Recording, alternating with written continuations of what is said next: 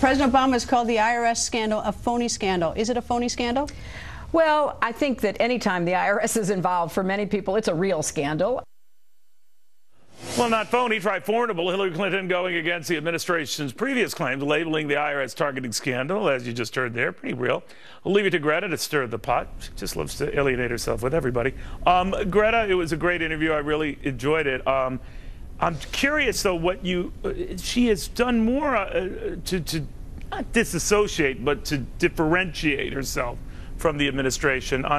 We know on a lot of these foreign policy issues, Afghanistan and Iraq, but particularly on this, what'd you make of that?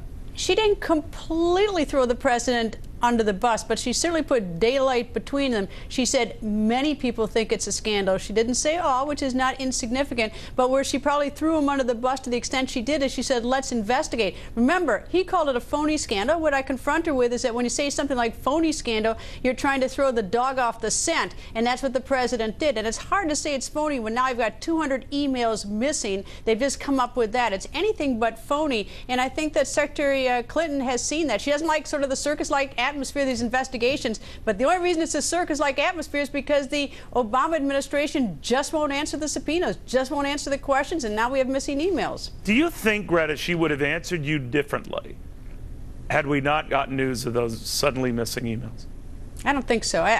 Look, I think that, I mean, how would I know? I can't jump in her head on that. But I think anytime you bring up the IRS with a politician, most politicians know that you don't defend the IRS against the American people.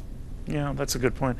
Is it your sense, too, that she saw all these developments at once, bedeviling her, should she choose to run for president, that between the IRS thing and the VA thing and now what's going on in Iraq and what some people say is the tone deafness of the administration and the president in particular, golfing and then fundraising in the middle of all this, that this is going to come back to boomerang her?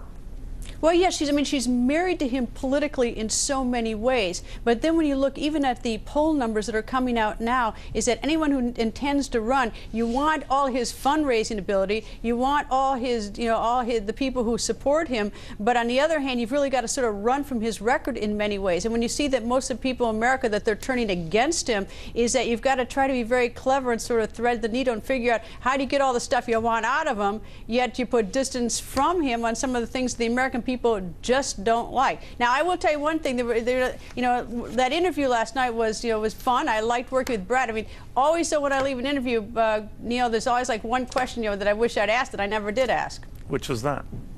Well, does she get the Business Channel on her cable system? And if she didn't, I wanted to make sure to advise her to demand it. I'm curious, though.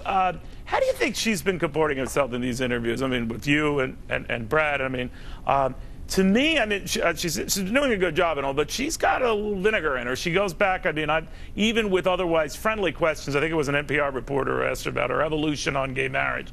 She got a little feisty, and I thought, well, that was a kind of a softball question. It's no big deal. But is she agitated, or is this what she's going to be like if she were a candidate this second go-around? What? Well, I thought she was very comfortable with Brett and me.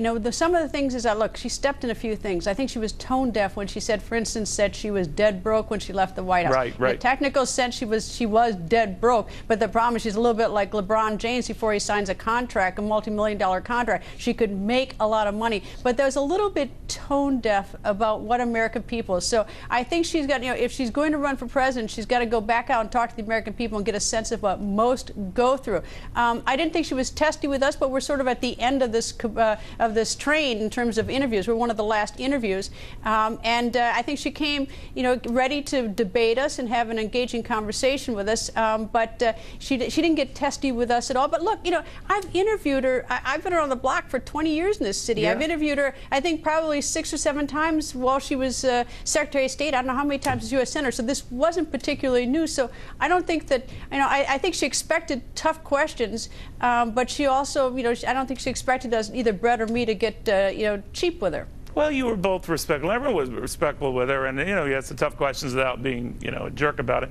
But I am wondering, as it moves forward here, there's a lot of criticism that the book hasn't been selling well. 100,000 copies, not bad, but a lot of people say, given her advance and everything else. You know why? Well, go ahead. You know why?